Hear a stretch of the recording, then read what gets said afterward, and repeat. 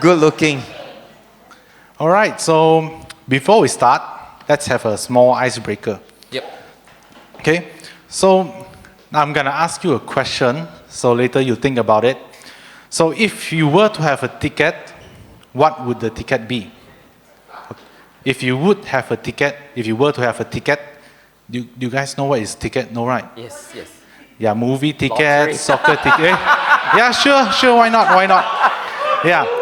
So what would the ticket be? So if you have the answer, try to share it to the person next to you. So yeah, both next to you. If you were to have a ticket to anywhere or anywhere. any access, what ticket do you want to have? What ticket do you want to have?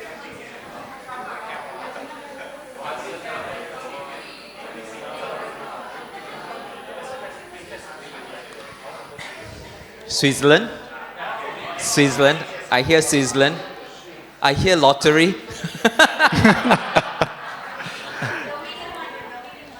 The winning lottery. Yeah. What else? A Ticket to heaven. Wow. Heaven is coming to you. Yeah. What else? Yeah. Wow. Okay. Wow. Awesome. Yeah. We all. Any more? Anyone can just shout. What did your neighbor say to you? Anything that is. Come again? Oh, plane ticket. Yeah. To where? Huh? Israel. All right. Wow. Okay. Sensitive but good. Lydia? Oh. That's a voucher, not ticket. Lifetime sushi buffet. Wow. Okay. That's interesting. Anyone else? Anyone wants the NBA finals between Spurs and Knicks? Only two. Quite a few. How many of you want World Cup finals? Yes. World Cup finals in US. Oh, interesting. A lot of shy people. Anyone else? Any ticket that you want? Formula One. Oh, wow. Where? Especially where? Italy. Monaco is nice. Okay. That's good. Maybe second one. Right. Before that, what's your answer first? Me? Yeah. Quite simple. I probably just want a Coldplay concert ticket. Oh, Coldplay. All right. I think my one is quite simple. If I can watch Chris Martin and just Yeah. So how about you? Me? BTS. Oh, no. Blackpink. Nah. Mine would be J Cho's ticket. Okay, Zhou Jielun. Next January, is it? He's having a concert, right? Wow, the ticket. Woo. It might just happen. I got my daughter a Blackpink concert ticket. Oh. Yeah, it's all really a blessing because my friend who is in Kedah is a sound engineer for YG. So he does their recording, and then they will always have he got free four free concert tickets. Wow. So he gave it 2 to me. Then I really wanted to go with my daughter, but she doesn't want to go with me. You know why lah, huh? Totally not cool. Yeah. So actually, her friend is even more blessed. Her best friend, got to go with her to the. Yeah. Yes. I've thought about having a plane ticket, right? But if I go there, I have no money. Then how? I only have one-way ticket, go and then can't come back. I'll just become homeless there. Where first? Where? Where do you? Japan. Japan. Okay. Yeah. Yeah. Oh, one time on. Okay. All right. So the next question is, since our talk today is about success, so using a word, what do you think success is to you? Using one word, not one sentence, one word. Yeah. If you have you can just share to your neighbors. Yeah. No one sharing. Still thinking. Too deep, is it? Freedom. Anything? No more already. Just freedom. No what? No worries. Oh, no worries. Okay. Yeah, lor, 2 words. Unworriness. I don't have this word, but we just make up for that. Yeah. What about others? Any? Healthy. Security. Oh. Insurance. Wow. Okay. So anything else? Any investments or property? Anything you want? No more. Hey, money. Human? Or fulfillment? Someone pointing. Victory. Victory. Oh. All right. So what is what? Provision. Wow, the word's getting deeper. What about yours? I'll go with Ken. Freedom. Freedom. Freedom. Success to me. Yeah. Freedom. Yeah. Freedom. If me, I would go with influential. Yeah, because when you're success, you influence people, right? Yes. Yeah. So actually, this entire talk, it will be me talking to Keith. Yes. So let's talk about him for a second. Okay. So I just know him as a handsome man. So what do you do? Thank you. Okay. So do you want to introduce yourself? Yeah. That is success. Yeah. Very success. Okay, my name is Keith. I actually born and raised in Johor Bahru. Studied in Monash in KL as a mechanical engineer. But for 15 years of my life after I graduated, I worked for a while. I worked for 3 years as a project sales engineer. But for 15 years of my life, I actually worked in a church, doing pastoring and all. So I'm married to an Indonesian wife, a very beautiful wife from Pematang Siantar in Sumatra. And I have 3 beautiful kids. So my daughter is 18 years old, Kira, 14 KD, and 11 KS. So that's success, right? I also think so. So victory. Yeah. On my vocation, I have a small little setup to provide developers for a company in Australia. So I actually run a software house. I provide the talent for them to be attached to different projects in Melbourne and also Netherlands. So I have a Netherlands counterpart in Amsterdam. And then I also have an international school in Johor Bahru, which I invested. So it's a newly found international school for about 3 years. So we are on the way to grow. And on the side, I'm a trainer and a coach for corporate.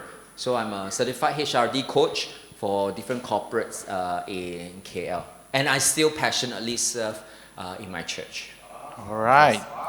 So I want to ask you something. Sure. So because you heard our title is Success Without Losing Yourself, right? So when you hear this phrase, what does losing yourself mean? To me personally, I don't know. I think a lot of people. When you send me this title, I also think through it. What is success without losing ourselves? I think a lot of people think success is a forward, onward, upward journey, right? But to me personally, I feel success is an inward journey of getting to know yourself. And maybe in the most simplest term, Hudson, I think success is that you like yourself. Yeah, I think a lot of people don't like themselves, right? They just don't like. I know love is unconditional.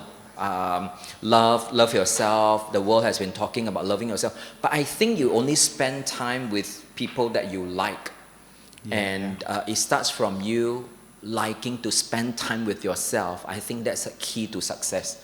You actually know who you are. You actually I'm trying to convince my friend to hike Mount Kinabalu. He said, no, I just love weight. And I like people like that because they know what they like. Because the world is constantly shaping us to be something they want us to be. But success is first knowing yourself. I totally agree. So don't lose yourself.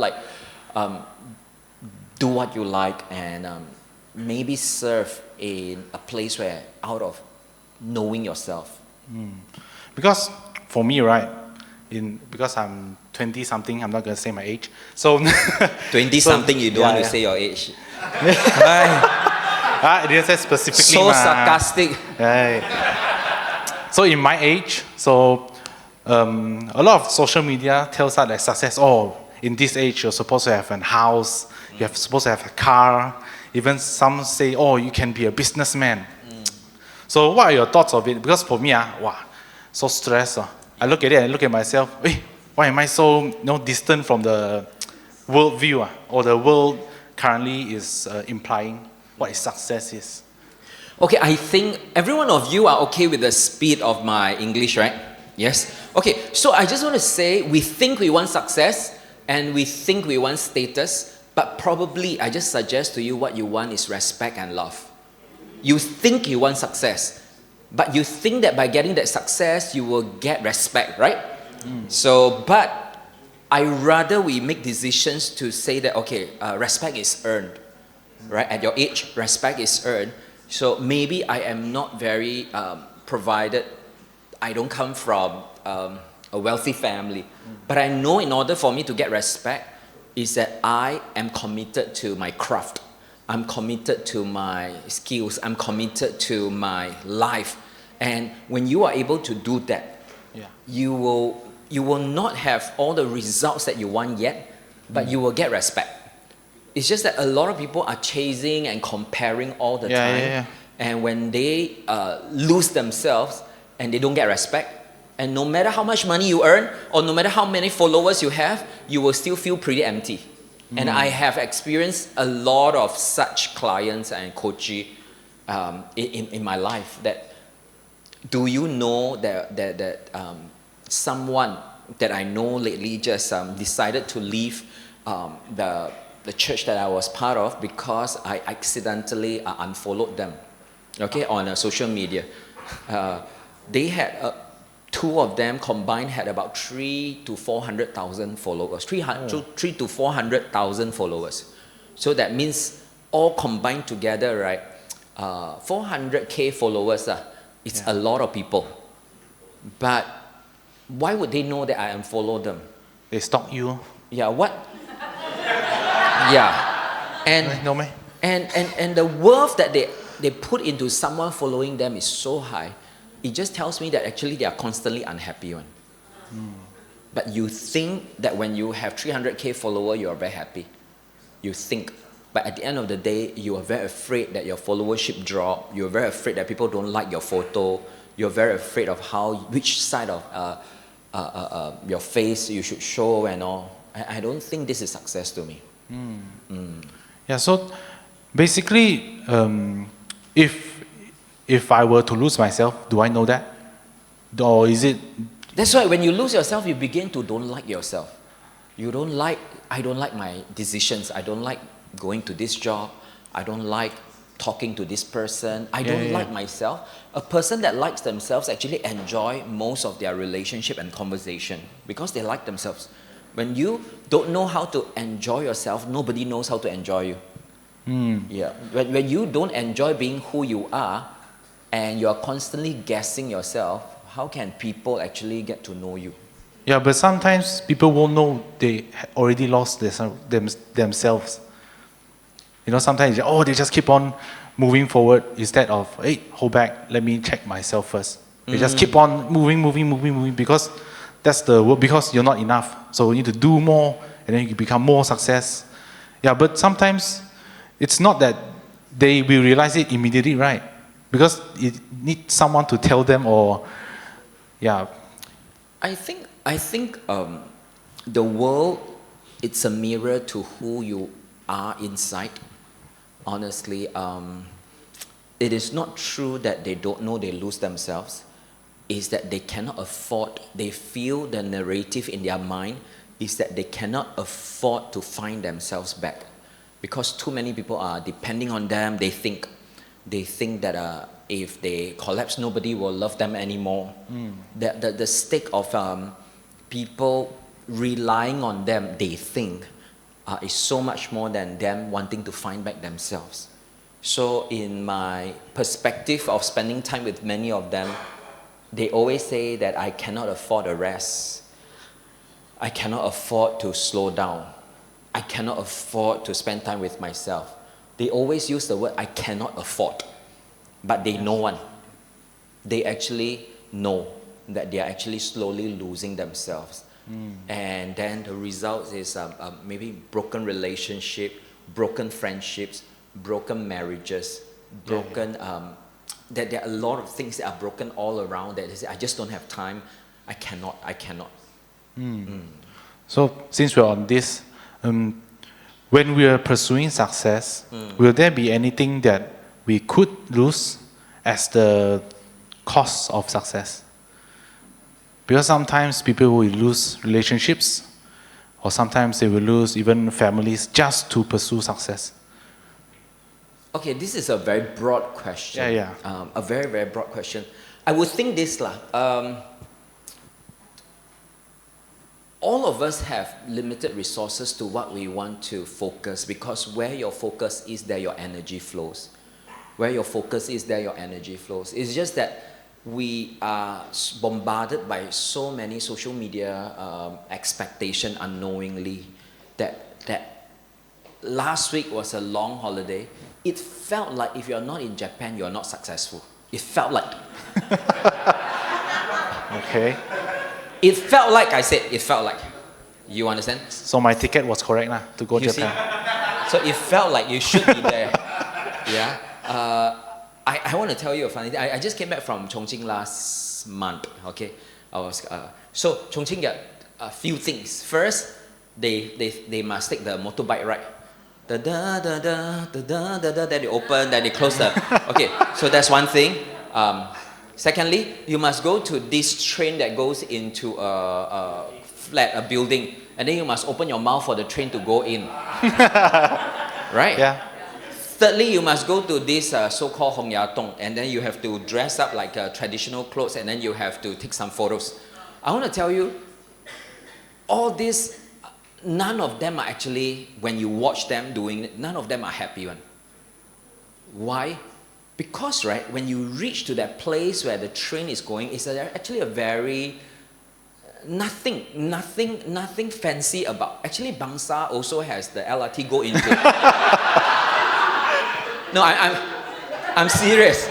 I'm serious. So we should switch places to Bangsa now. Before Mid Valley stop, right? You also go through apartment one. Yeah. You also go into a building and come out.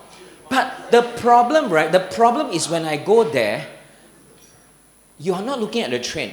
Actually, the funny thing is you are looking at everyone doing. Hundreds of them are doing. Then they check. Okay. Then they go already. To me, you are not living for present. Yeah. I go to the natural tree bridges, and then there's this shape of a thumb. They're actually not really admiring the Scenery. Yeah. Everyone is just doing the thumb. Everyone is doing the thumb. Actually, you also don't really know where are you. You're just following the trend. So to me, that is not success. To me, I know Transformer was shot there, but no big deal.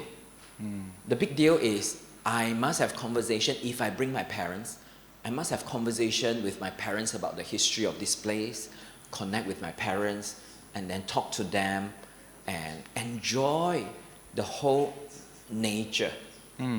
Right? So a lot of people, right? I love hiking. You know, last year I went to Annapurna. It's in hiking we always said this: if you're waiting to be happy at the peak, right, you are miserable your whole trip. Actually, you must enjoy every step up, and then you must enjoy every step down. A lot of people are only waiting for the peak. I just want to say that a lot of times the peak is not the most spectacular one. When you hike, you are hiking for friendship. You are hiking for resistance and determination. You are hiking for a clarity of mind. You are hiking because you believe and you are speaking to yourself using your body that you are not a person that easily gives up. That's the beauty of hiking. It is not about the mountaintop view, though it is part of the whole entire journey. So to me, success is that you keep putting your next foot in front of the other one. It is never a destination. It has always been your journey. Okay. So, since you said that we're mostly focused on relationship, right? Yeah. So does that mean earning more money is not the success? So we just focus on... Okay, I have been very, very poor. I came from a very poor family. Now I'm doing better. I'm happier when I'm doing better. Yeah, but I can't say that when I was poor, it was all bad. Yeah, I think money is a magnifier of who you already are. Money is just a tool. So it's like a gun. You have it, you use to protect or you use to harm. Yeah. So it's about appreciating of what we have. It's appreciating what money could do to serve the world. It's appreciating what money could actually bring forth good in you and to the world. Okay. So money is important, by the way. Just answer you directly. Sorry. Okay. I answer you first. Money is important. Okay. So actually, I see a lot of phenomena now, which is young adults or working adults. So when they go to work, it's a version of them, and then when they're not at work, it's another version of them. So actually, is that a healthy thing? Is that a healthy thing? Because sometimes when I talk to people and then they say, oh, I have no friends. Then I'm saying, wait, what about workplace? Or they're just my colleagues, man, not my friends. So is this like I don't know, I don't understand now because you need trust, so I don't have colleagues, or they have rivals, So okay. No, so is this healthy? Because for me, it's not healthy. Because you're not bringing your entire self into the work. You're just doing the work for the work. Yeah.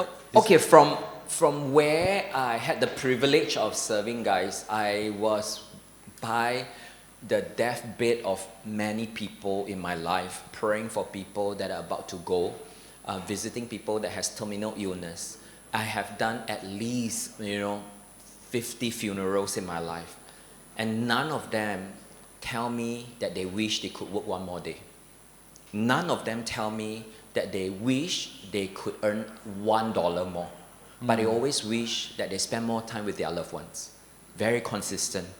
Even for Chinese here, sometimes they don't even refuse to die until their family come back. That is how important relationship is.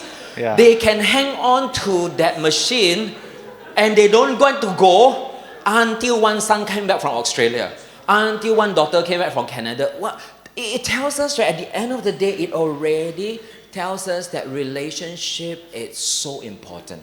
I have seen a lot of people that died miserably, not because they didn't earn enough, because they haven't been there for their children, they haven't reconciled with their brothers. I just spoke to an elderly gentleman in a camp. I was in Generations Camp by Pastor Andy.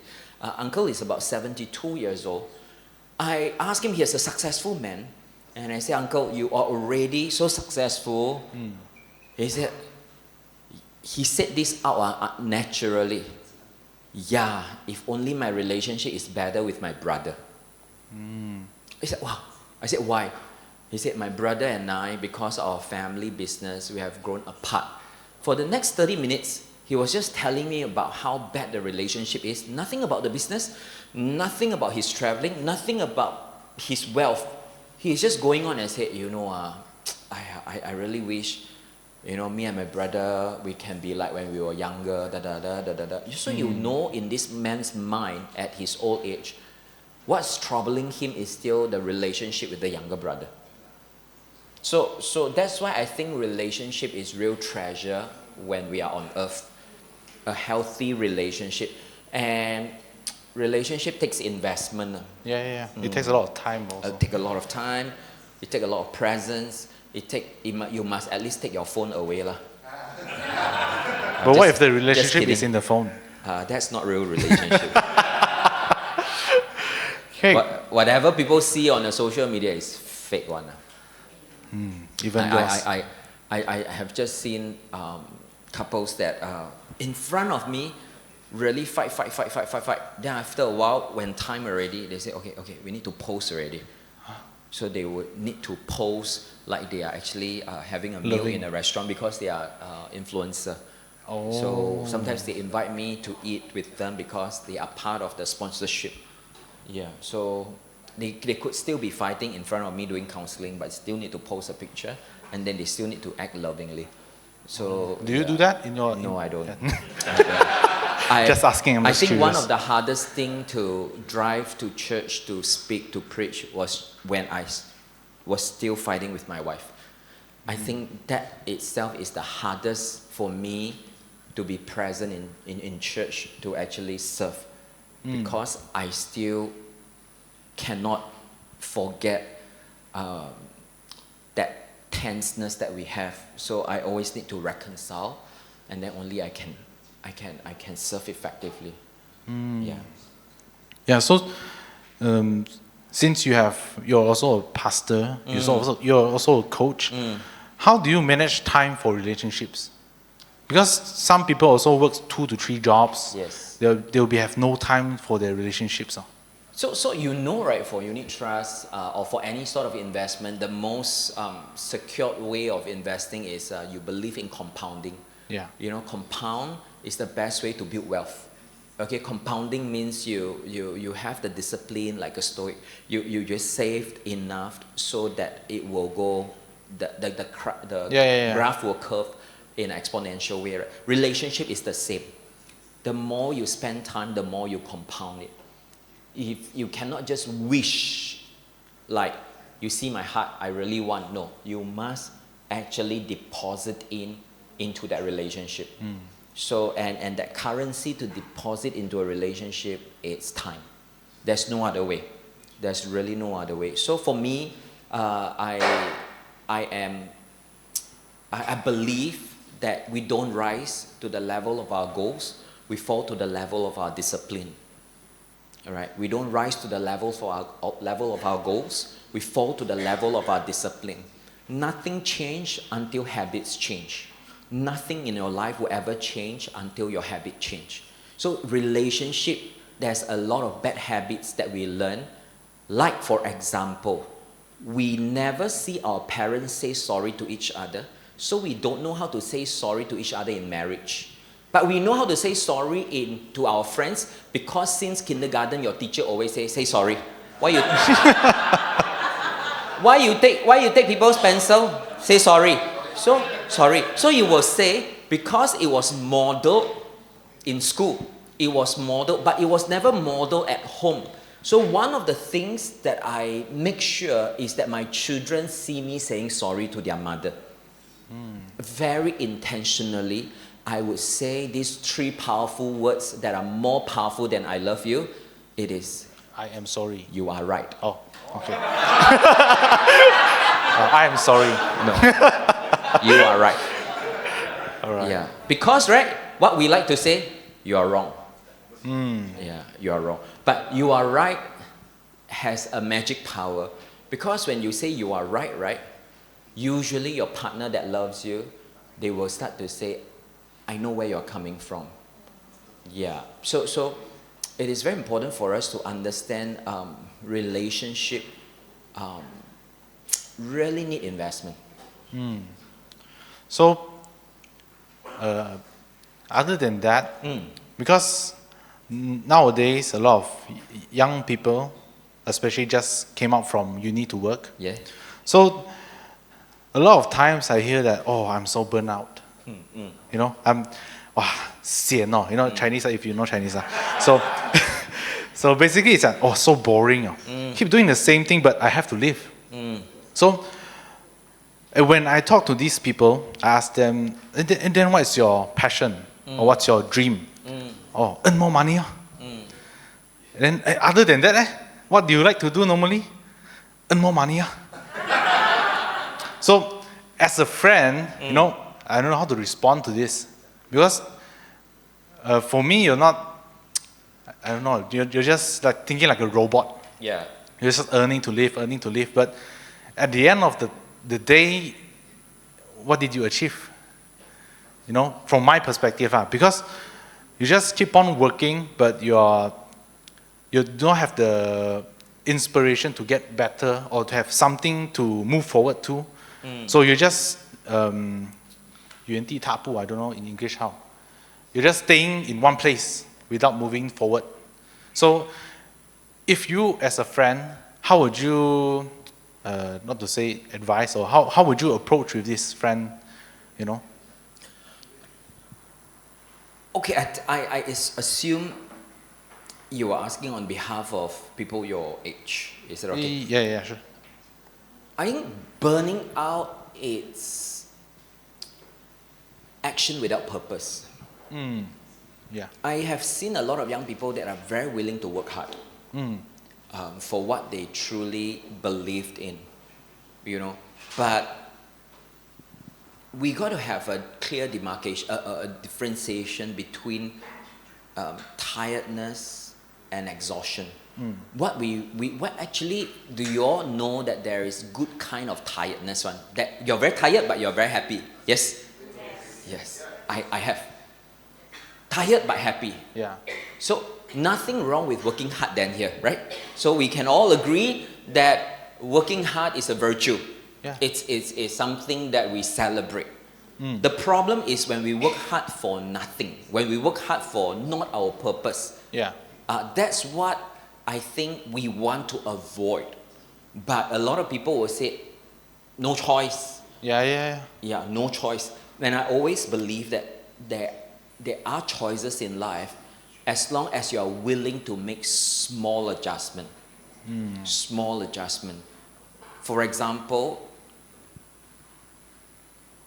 you know, I came from a very poor family. My mom is a compulsive, addictive gambler. So having loan sharks to my house is a regular affair. And having my auntie to help my mom, my uncle to help my mom, my every other relative, also my mom pinjam money before, is very normal. So when we go for Chinese New Year and all, it's always very paiseh because my mom owed a lot of people money. So I came from a poor family, but I come to realize that poverty is a mindset. Poverty is not like a fate, like you are born to be poor. It is a mindset, it is a fear of lack that is controlling all your decision making. So a lot of people, they work very hard, but they have a poor mindset. They have a poor mindset means, right, even though they work, they think that, I cannot save up one. So the focus that they have, right, the focus that they have all is on the wrong place one. You see, I eat simple in KK already 15 ringgit. You see, petrol is already like that. So they focus on the wrong thing. But to me, right, from poverty mindset, you want to go to abundance mindset, right? You must be able to save up 50 ringgit every single month and buy in a product that you believe, rain or shine. 50 ringgit can change life, man. Can. 50 ringgit can change life. It is not about the amount. It is about the muscle. It is about the muscle. It is like lifting weight. Some people say, I cannot lift weight one. That's not true, right? You start with like maybe 5 pounds. It doesn't matter. The most important thing they will say is what? Reps, reps, reps, and reps. But before reps, posture. So mindset is that posture. So I believe that I can escape the poverty life by being disciplined. Right? So what do I do? When I was in college, I rented a house. I have to deal with the landlord. And the house have 3 rooms. I take the smallest room, I rented out the other 2 rooms with a price that will cover the whole house already. So I pay 0 rent because I got no money. It's not like, I'm very smart. I got no money. My parents, my dad passed away when I was 19 in the middle of my college. So I just got to figure out a way. But that money that I saved, eventually that muscle caused me to buy an apartment that is about 175,000 ringgit. And then I will rent out 2 rooms. Then my installment is 1,000, but I charge two of them 350 to 400 ringgit. So I'll pay for a house for 200 ringgit a month. But after 5 years, this $175,000 house became 250,000. So after 5 years, I escaped the gain tax. I would have an amount of money for me as a seed fund already of 100 over thousand. And then I begin to find another property and I begin to roll. But I came from where? Poverty. But I have a discipline to say, okay, since I have no money, I don't have to have a master bedroom with an attached bathroom. It's fine. But a lot of people say, cannot one. I cannot share toilet one. I cannot share toilet. So, then you got no money. Then you cannot share toilet. Then what do you want, right? I know, but to me, yes, I prefer not to share toilet. One day I will have my own toilet. Alright? I don't look at the price of the menu, but maybe one day I can. I have a vision, so I train my mindset. Relationship, we're going back there. Relationship, it's the same. You say, oh, I'm awkward, or I'm a I personality in MBTI, was iron. So, doesn't matter. I am an introvert growing up. I always feel like a Chinese vase in a Victorian setting. I'm very awkward. But I learned to look at people's eyes. Actually, I learned from the basic of shaking people's hand. I just learned it will compound. Again, you don't rise to the level of your goals. You fall to the level of your discipline. If you think something is worthwhile, can you, at your work that you have to do now, start with 1 hour to research if you ever were given. So a lot of my clients, right, I said, okay, do you want to start business? He said, yes, but no money. I said, okay, how much do you need? He said, oh, 100,000. I said, okay. Tell me who you love the most. Some say girlfriend, some say mother. I said, okay, your mother got kidnapped, need 100,000. You got money or not? Got. Immediately they tell me God. I said, then why you say got no money for business? He said, different ma. I said, why different? That means you are just not determined enough. It's a mindset issue, you see. It's a mindset issue. A lot of people say, cannot. I must have 10 hours sleep one. Otherwise, I cannot function. I say, if Malaysia decided to go on a war and you have to go to war, you think you can sleep or not? Cannot. When you think about you are in a battlefield, you better be alert. You cannot tell your commander, I need 10 hours sleep. Our whole battalion died already. You understand? So we don't understand one very important thing tonight called neuroplasticity. Our brain is a muscle that can continuously shape. So scientists has discovered something very faulty that we used to believe, that our brain stops growing after 8. 80% of our brain is shaped after 8 years old. It's a false research. All the days of our lives, our brain can continuously grow. So you must continue to develop this muscle that you have, that God has given you. It is the most precious investment that you have to put inside. Be a learner. Be a learner. So whether it is money, whether it is burnout, right? I taught this before. Do you all know the term anti-fragile? Anti-fragile. Okay, fragile is when under pressure you break. Okay, resistance is that after pressure you remain the same. Anti-fragile is that after pressure you grow. So humans actually are anti-fragile. That is why we live through whole civilization, whole development, right? Human is the one that's continuously progressive. I show you one anti-fragile industry. Do you know what? The airline industry. The first 30 years of airline industry, right? There are so many fatalities. There are so many breakdowns.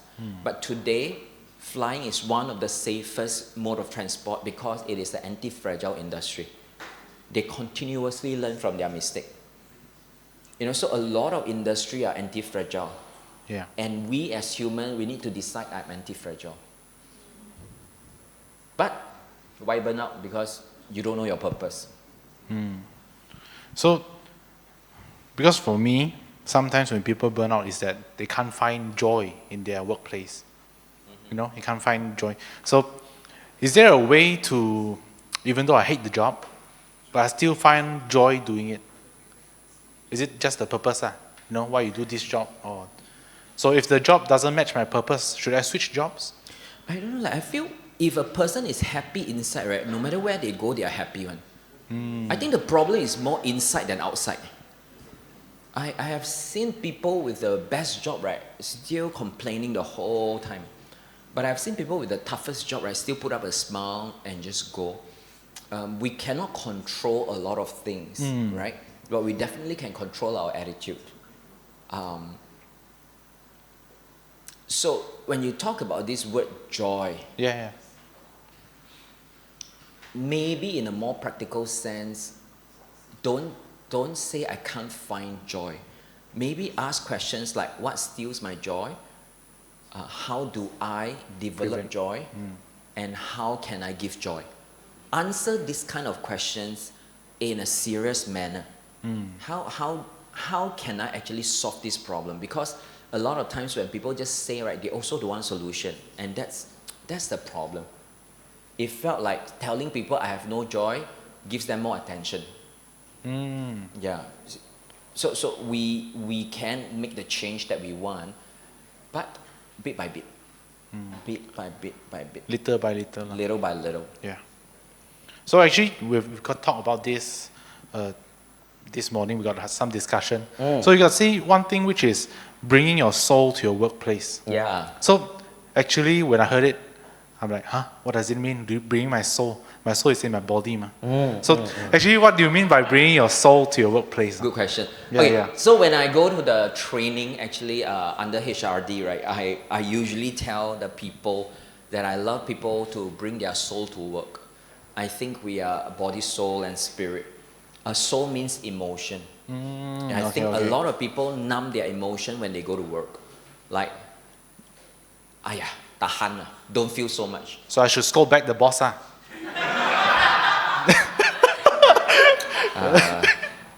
You see, right, if you scold back the boss for a right reason, we call it constructive feedback. Okay.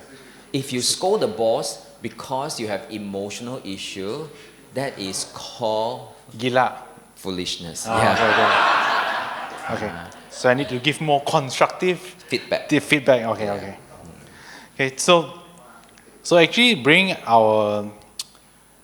I think most of the time we don't bring our soul to work is because we don't want others to see. Okay, Sometimes maybe can I say this that again I said back, we don't have a good example because our parents never tell us that they enjoy their work. Just admit it, right? Yeah. It's like actually they just tell you, if I don't give birth to you, I already go around the world with your mother already. If I don't give birth to you, I already senang already. If I don't give birth to you, actually I already. It's okay. I already do this and do that. Actually, they don't mean it. They love you. It is just that their expression of telling you how important you are that caused them to sacrifice. But we hear it as a kid, right? Research has shown that when a parent's divorce, the kids always feel that they are to blame. Any kid that is, you go and interview any kid that is 3 to 5 years old, if anything happened to their parents that are fighting, they always think it's their fault one. Kids are very selfless. Though they don't know how to express, when family has issue, right, kids actually blame themselves. So when they see that their moms or their dads, moms are complaining or dads are actually grumbling, they always think that it's because of me. As a result of that, they would think that, it's because of me, then my parents don't enjoy their job. So they grow up before you know it, deep inside of them, there's something that needs to be corrected. That the parents has shown them like their relationship with work from beginning already not healthy. For example, you don't study. Next time when you go to work, only you know. It's already telling them, now work will be worse. Now homework you don't want to do, work will be worse. Unconscious one, right? A lot of times they will say things like, you don't study, next time you work like that. You work like that. So work is always negative. And as a result of that, it's very hard for us to love work. But actually work was introduced from Eden. From the beginning of Genesis, work has already been part of the whole design of God. Yeah. And work is actually part of paradise. So when you enjoy your work, actually big part of your life you are reflecting God. Yeah. So to me, before we go to that thing, I feel some things need to shift inside of us. That work actually is joy. Okay? I love working, honestly. I love working. And I feel that when I enjoy my work, I already got my promotion. Right? When I enjoy my work, I already got my promotion. Right? Because I don't need supervision. When I don't need supervision, actually I will be trusted even more. It's when I don't enjoy my work, I need a lot of micromanaging. And I don't like to be micromanaged. And then I don't enjoy my work. Right? So to me, work is very huge part of my life that I absolutely in love with. And by saying bringing my soul to work, I mean that I can express myself, my emotion when I go to work. For example, when I go to work, right, I would ask some of my clients that so I'll sit down in their management meeting, and then the boss will say, this month's sales cannot hit again. You know, you are making me very difficult. Like appraisal is coming. This year, it's stress. The competitors are raising their game. What are you guys doing? Then I will ask them, is there a need to be so angry? If I don't angry, they listen. Okay, guys, if she's not angry, do you all listen? They say, yes. Yeah. So I said, it is very important for us to understand that actually, if we are skillful enough, we can give good feedback. And we are giving good feedback. Listen to me. When you know that you are contributing to something meaningful in your work, you will not burn out. If you know you are contributing to something meaningful to your work, you won't burn out. It is when you don't know actually what you're doing here, every day just get scolded. What are you doing here? Every day just play politics. What am I doing here? Every day just gossip. Of course you will burn out. So actually we touched on purpose, right? Yes. So in nowadays, the world measures output and performance. So how do we remember that we're more than what we produce? And then how do we find our purpose in life? Oh, very deep, right? Okay, is it to so nowadays in our world, we measure our output and our performance more. But how do we remember that we're more than what we produce? Which is something like our purpose. Because if you have purpose, then what you produce is, if it's for the purpose, then you're more than the product. Correct. Yeah. So how do we find this purpose? Is it just doing the job, then we find the purpose for the job? Or is it like the entire life is based on this purpose? Okay. So I go to a more practical sense. Yeah. Are you guys still okay? Yes. Okay. I always have this simple framework. Yeah. We start from self-discovery. You must know yourself. Like, okay, I'm a fireman. So if there is a fire, I will be the first respondent. Right? So because why? I could save lives. I could save people's memories. But a lot of things are getting burned. So I have to respond fast. So as a fireman, what I am measured is to be at the scene as soon as possible as the first respondent. But to most people, right, what's the fire? It's rage, it's chaos, right? It's mess. So when I find a chaos that I willingly run towards, I find my purpose. Are you following or not? Are you tracking? So if I'm a fireman, it's not like I'm happy houses get burned down. Right? No.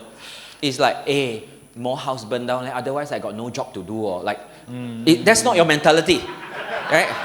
That's not your mentality. Like, hey, YKK nowadays got no fire. I think I'm going to get retrenched. Like, no.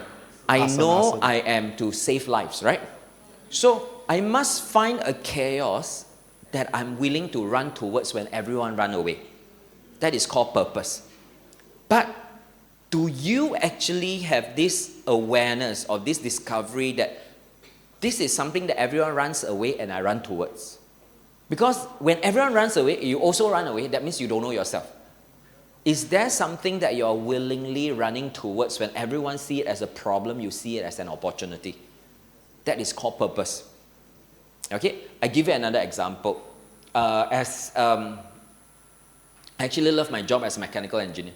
When a lot of people look at the formulas of things has to go through sequentially in order for us to have the right result. You cannot skip step. Don't skip step. Okay, so I see it as beautiful when formulas are being applied correctly.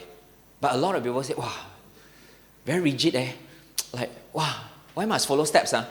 Yeah, if you don't follow steps, someone might die. You understand? So to me, it is a chaos that I'm willing to run towards. A lot of times when I see married couple with very severe issue, I see there's an opportunity for redemption. I see it as a channel of grace for God to move into this family. When people see it as a chaos, people stay away, I go towards it, just like the fireman. But the problem is, we don't spend time discovering ourselves.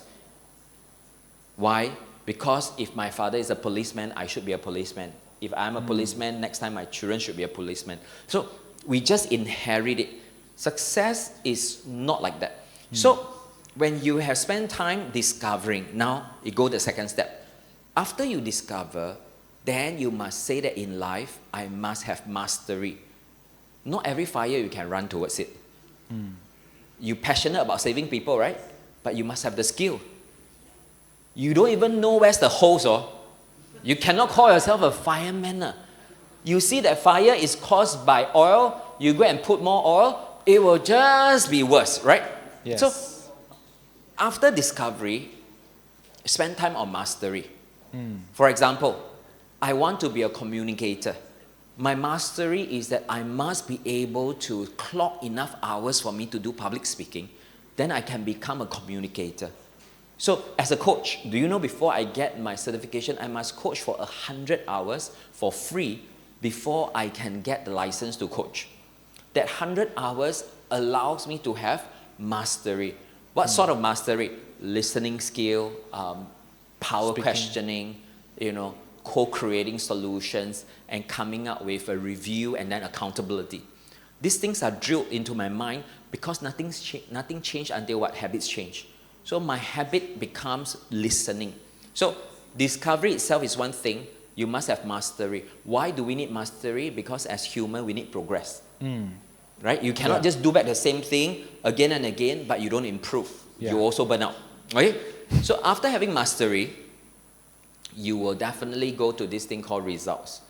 Okay? When you have good mastery, you have results. What is result? Result is responsibility. How you do that? Can you teach me or not? You cannot ask someone that is not good at something to teach you. Right? When you have mastery, you have results. This is where we begin to propel our journey into leadership. Okay? And then when you master leadership skill, you will go into real impact. So you think back, where do we start? Discovery. Where do we progress? Mastery. How do we then carry ourselves? Leadership. How do we want success? Impact. Can you all hear the whole process? So I answer your question in holistically. For us, So no more questions. no lah. We must open for Q&A as well. But I hope I answer to what you say. So purpose is not just what I do, what I like to do.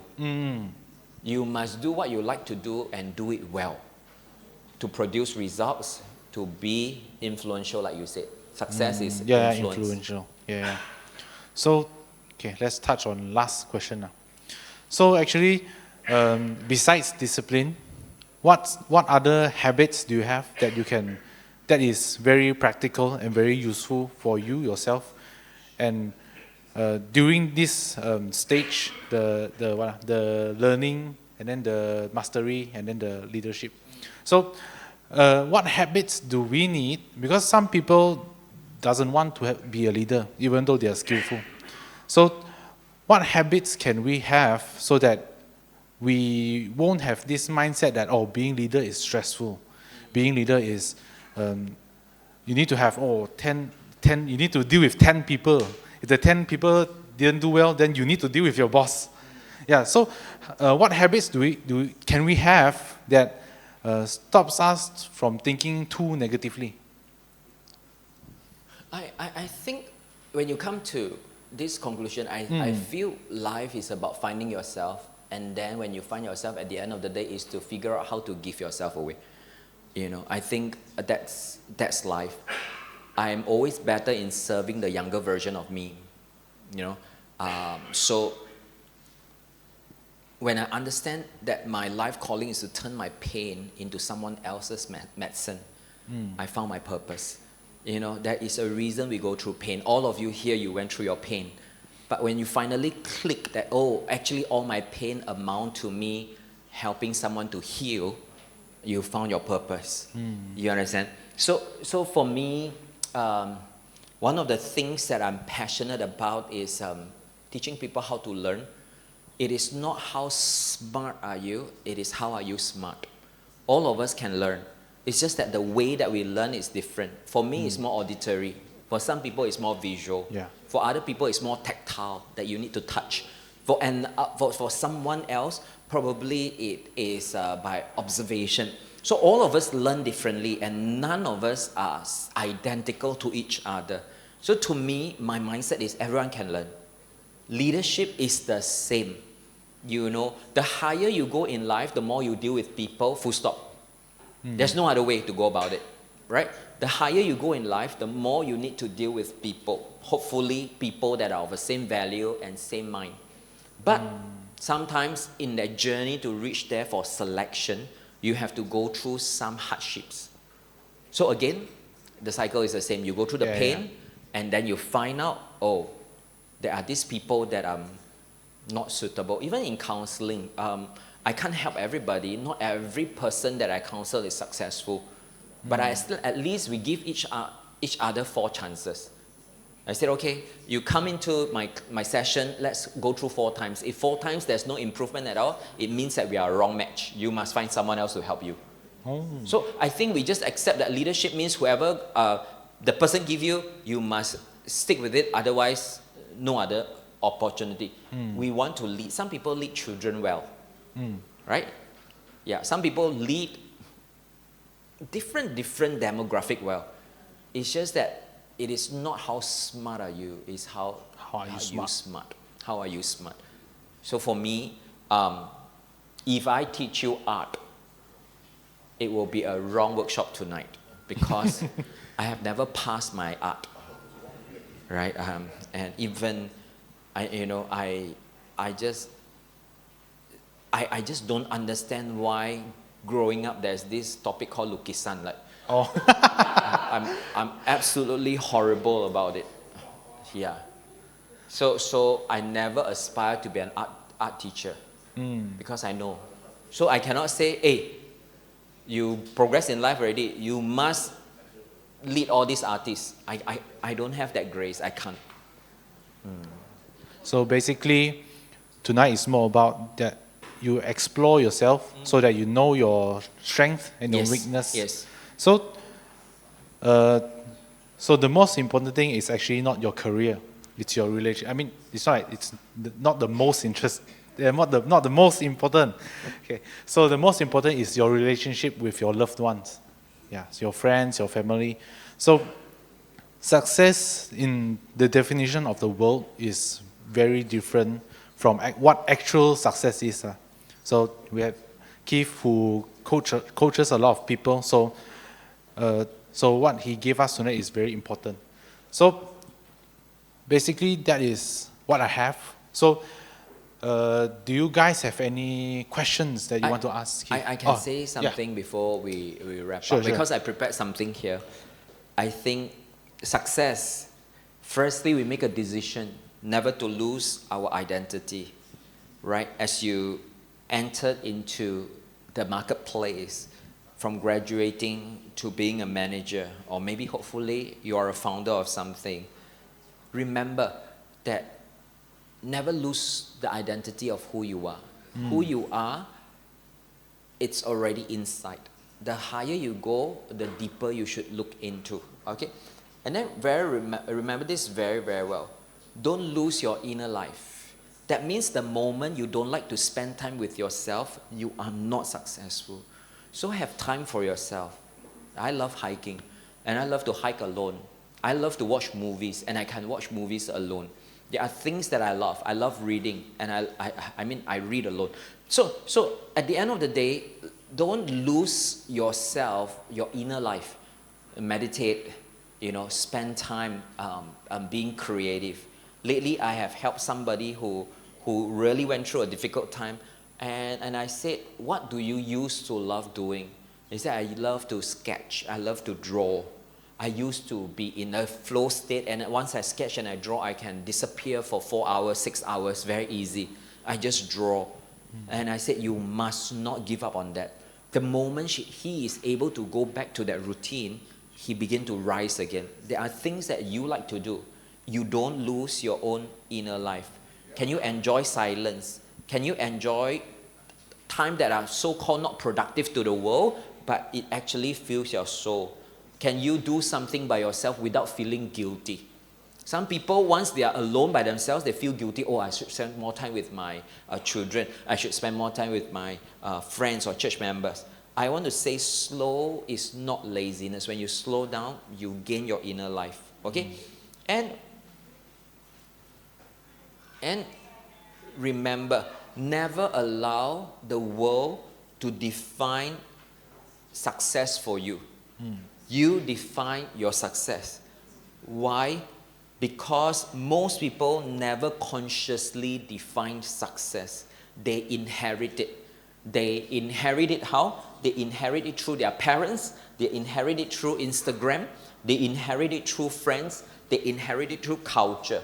But I want to tell you, you must define your success. To me, success is really spending a lot of time with my family. If I am able to do all my responsibility well and still be present for my children, I think that is very, very successful. Remember, the world will always measure you by your status, but never allow the world to define you, because status is a zero-sum game.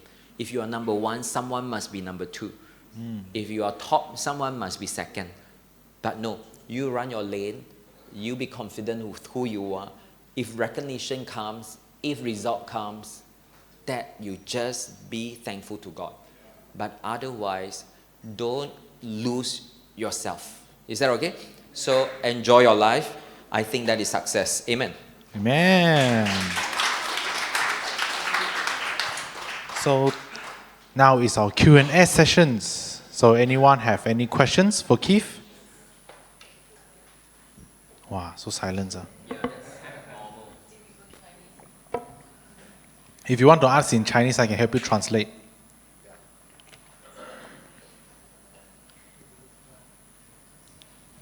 For Instagram post.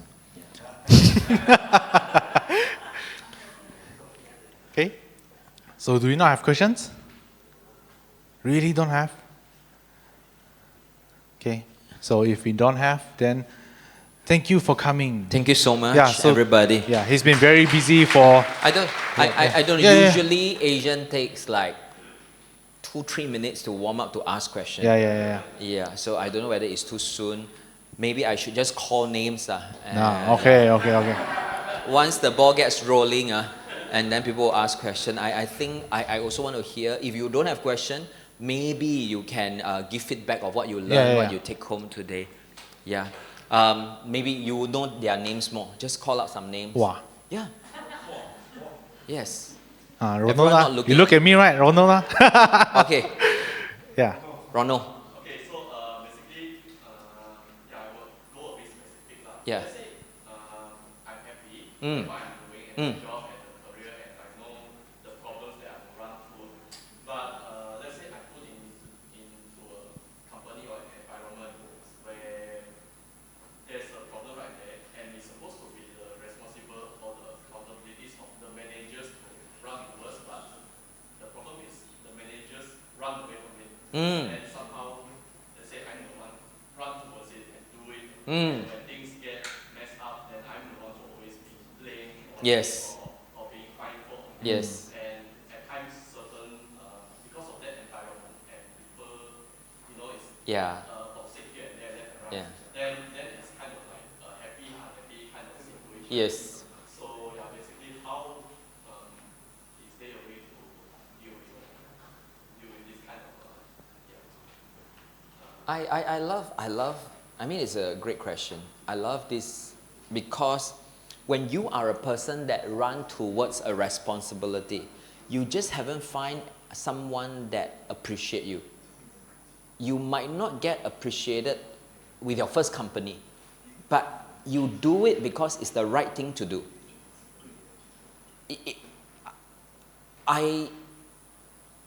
I ask questions when I am in a lecture, right? Because it's the right thing to do as a curious boy.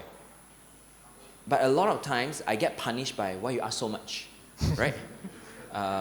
Why you try to be teacher's pet, is it? Or why you ask so many questions? It is a right action. If I know it in my heart that I actually have curiosity and sense of responsibility, Ronald, what you need to do is to know that, okay, this company doesn't appreciate me yet, but eventually with this right attitude, I should not react and then start to run away from problems and start to tai chi like everyone else. Then you will reduce yourself.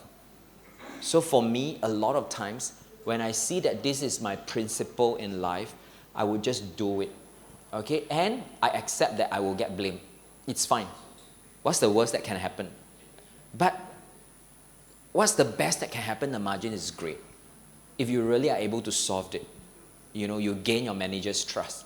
You actually gain more credit from doing the right thing than running away from the wrong thing. You understand? So to me, I still make decision based on I have a choice. Even though I might get blamed, I will still do it.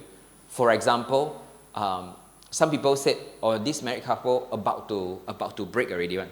Okay, then they said, hey, you better don't take. Later you take, right? They blame you. You are their last option. They just want you to chop and then they can go divorce. I said, I'll take. I'll definitely take. Because what if I am that person that can save the marriage? You understand? There is a child, I have a school, there's a child that is very naughty all this while, and they might get expelled. And then I want to be that person that say, what if I can change this child's life? What if today I speak the best I know how and someone have a growth mindset, someone has a shift from poverty mindset to an abundance mindset? So I think towards optimism, because a pessimist is always right. Okay, you got to hear it again. A pessimist is always right. But an optimist can be wrong, but at least they try. So I'm an optimist. So I will still go and solve the problem. If your conscience is clear, you're not to sabotage your manager, you are not to create problem, I would run towards the problem. Because if I'm able to solve it, my value increase. But if I run away from this problem so that I can tai chi away, that becomes my lifestyle. No matter where I go, I will just not solve problem anymore. Okay? I hope I answer your question. So go for it and be a different kind. There are questions. Kevin is here or not, Kevin? My lawyer friend. Yeah. Okay? Yeah.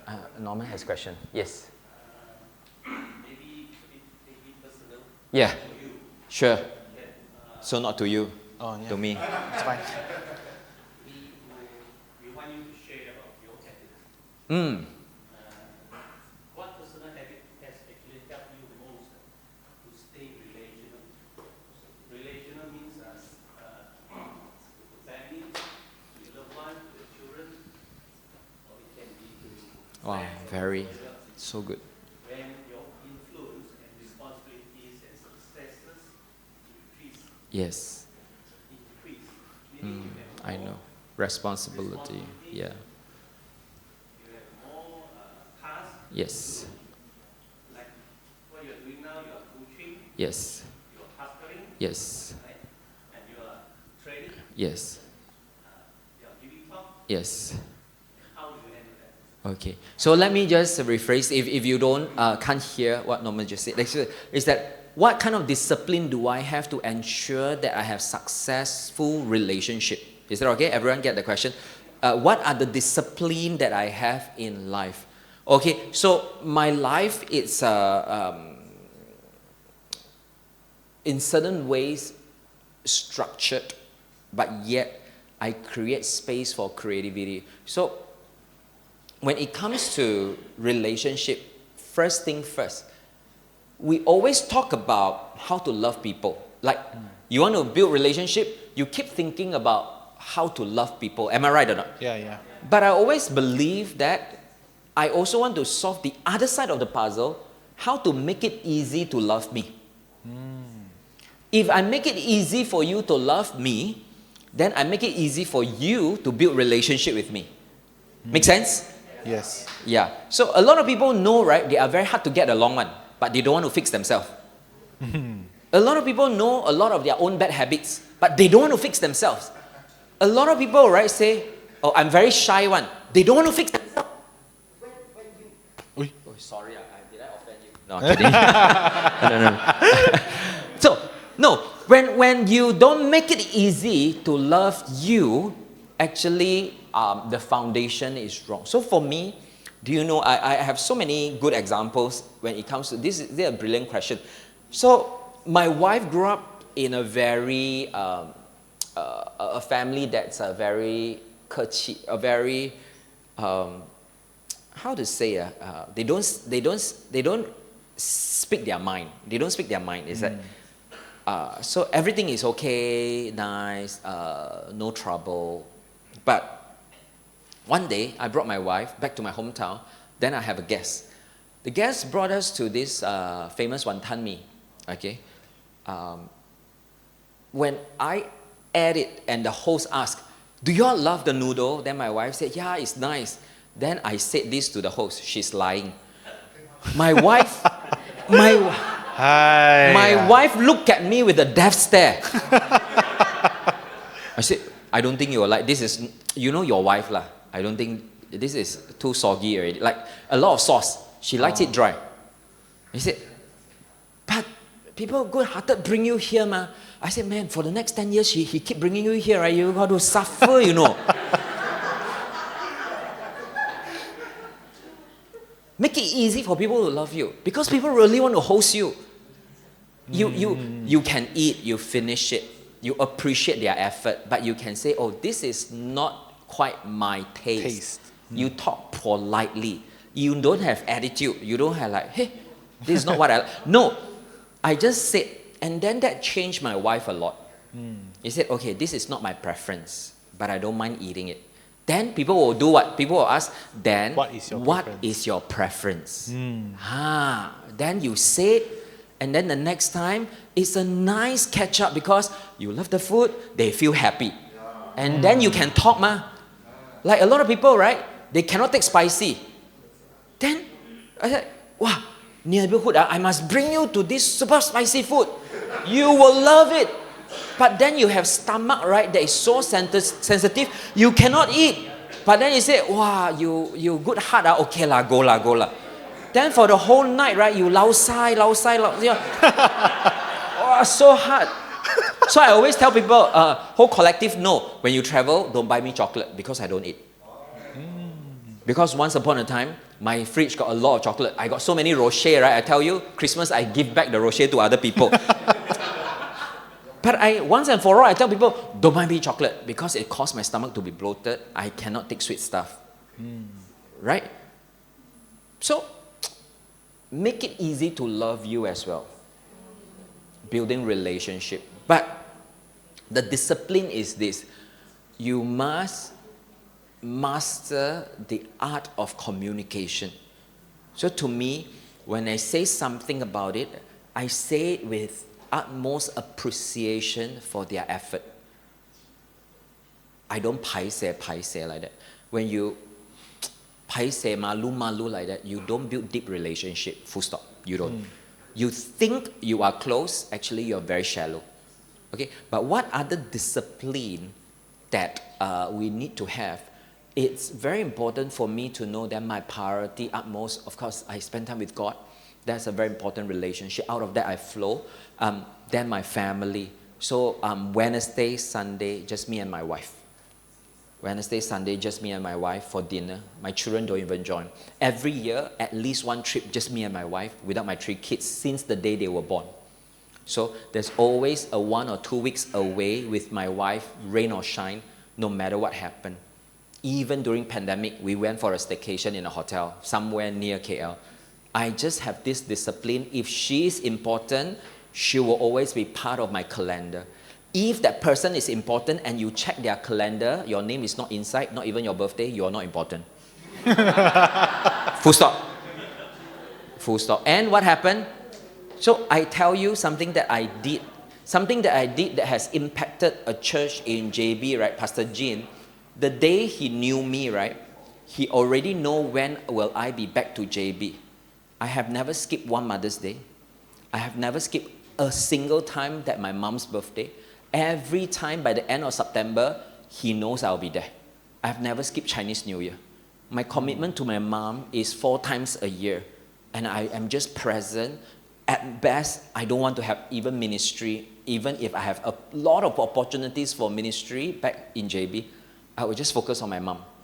Because if my mom is not in my calendar, then she's not important. And then I will date my children. Since young, if I have 2 daughters, if I date them properly, they will know how to find the right guy. Because they know this is not how my papa treat me. So I open the doors for them, I buy them flowers, I let them order first, I choose a restaurant that they want, and then I choose the activity that they want. So I have 2 daughters, they have separate activities. One love this, one love that. And I spend time with them. So my son is very active, so I spend a very specific, unique time with my son on activities. So I'm very intentional. And why I choose hiking, number 1, is because when you hike, there's no line. Okay? So when you have no line, you talk. So I have a hiking bunch that we have hiked all around the world, just 6 of us in a chat group. A lot of pastors want to join us, a lot of other people want to join us, but I'm just saying, oh, so sorry, we really can't accommodate. This is usually our annual hiking. Right? So I already solidified that these are the friendships that I want to keep for my life, and I do it through hiking. Right? And I have a lot of other discipline on habit, but I believe that deep relationship is worth going slow. If you are very rushed, that means that person is not important, right? If you ask you, right, what's the worst version of you being a human, right? It's always when you are rushing one. When you are rushing, you drive recklessly. Yes. Yeah. When you are rushing, you talk recklessly. When you're rushing, you get upset recklessly. So just learn to slow down, be present. But you cannot be there for everybody. We are not the savior of the world. So only you go through the priority, and then when you have done this as your foundation, you can take on more. You can take on more. Okay. My phone go to do not disturb after 9 o'clock. So if I don't check my phone, I don't even know you text me. Because I want to be there for my children. Yeah. So I always tell my children, my dream is to be your best friend. Since they are little.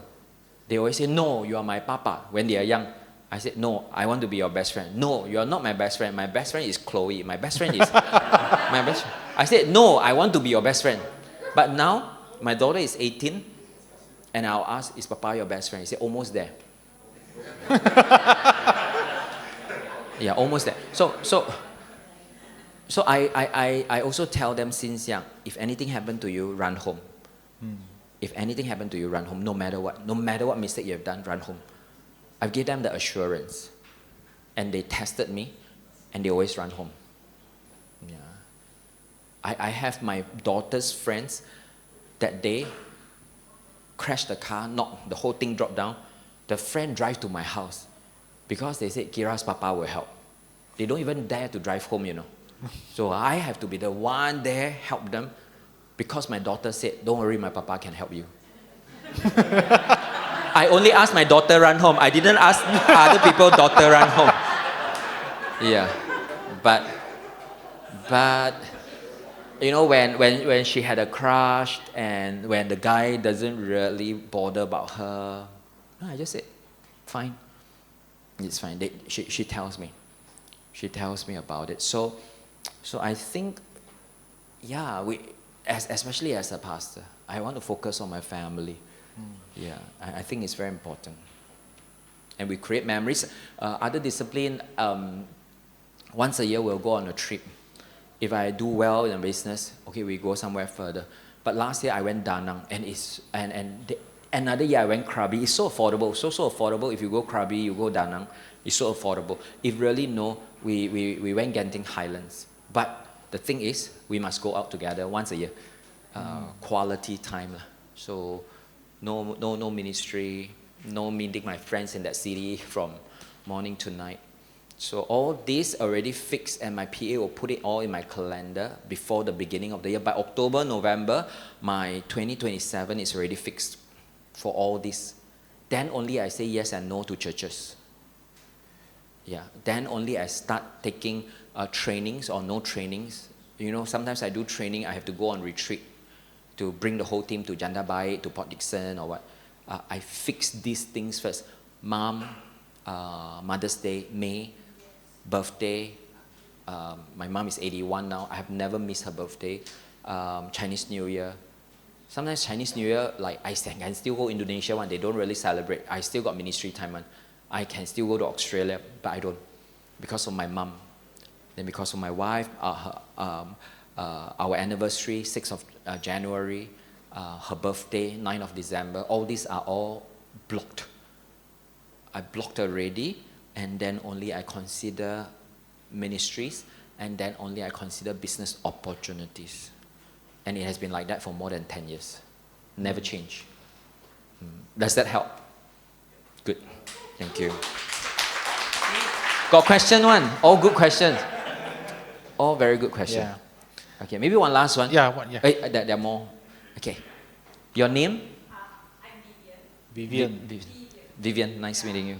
I would like to ask a question. How do you balance your work, family, and ministry responsibility? Sometimes when we have family events and commitments with friends that make it difficulties to attend Sunday service occasionally, how can we handle Sunday attendance responsibility? Well, this is something that I personally had a breakthrough just maybe past 7-8 years. I always brag that I never miss a Sunday service for 30 years of my life. I never miss. I always brag that. I felt I kept that record more important than God. And that's my problem. It's a mistake. I think I'm more obsessed with a record than I'm obsessed with my intimacy with God. I don't think God disowned me if I skip service. But maybe the leaders will be unhappy if I skip a service, right? It's nothing to do with God. So the most important one, nothing to do with God, right? So when it comes to family events, and I think you have the wisdom to say occasionally, I think people that want to doubt you will doubt you. Whenever I am not in church, I want people to ask me, are you okay? Rather than where are you? It is a church culture that we must break, and we must talk about it, and we must propagate it. When you are not in service, you want your pastor to ask you, are you okay? Do you need help? Can I care for you? Rather than, why you're not around? What happened to you? Are you backsliding? I can't believe a flu and you don't come to church. these are cultures in church that we must break. We must break. But even for myself, it was hard. Because I want to keep that record. Why? Because school, right? Take attendance.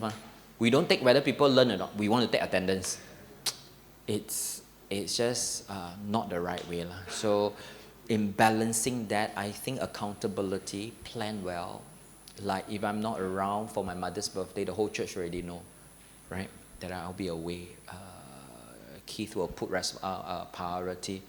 And I think it just takes a lot of a healthy person to live this lifestyle. And then next week you come back, you are happy, you are serving.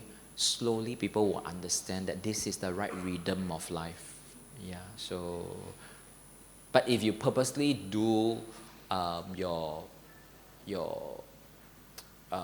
maybe children's birthday on Sunday service time, then I think no lah, don't do that lor. Yeah, if you purposely just want to go against the church activity to prove a point, I think that's a deeper issue. But you said the word very importantly is occasionally. I am sure people understand.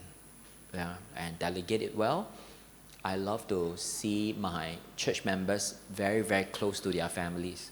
I love to see them doing well. You know, sometimes the problem with collective is a lot of healthy people, like Stan Chart run, right? A lot of people not around in church run. Everyone go running marathon already. So should we be angry or not? No, we shouldn't. Because they are actually running marathon. They are actually using their body to serve. And why not? Some people have competitions, you know, so it's okay. But moderate. So I think this is something that we must say it out in a pulpit. That when you are shining, when you are doing well, you are doing it for God. I like to use this story, like, you know, in Chariots of Fire, when the person ran, the sister was very disappointed with him because he said, you're supposed to go Africa for mission. Why do you stay back to run? But then he told the sister, because when I run, I feel God. And then when he ran, he feel God, he won the Olympic medal, and you give glory to God. And that has caused more people to know God than him going to Africa. So we just got to know why we do what we do. Yeah. Good. Thank you for asking, Vivian. Yeah, thank you so much. Okay. Yeah. So tonight, actually, this Time passed so fast, man. Yeah. Almost 7 o'clock, my goodness. Okay. So for tonight, we thank you, Thank Keith, you. for coming and sharing with us.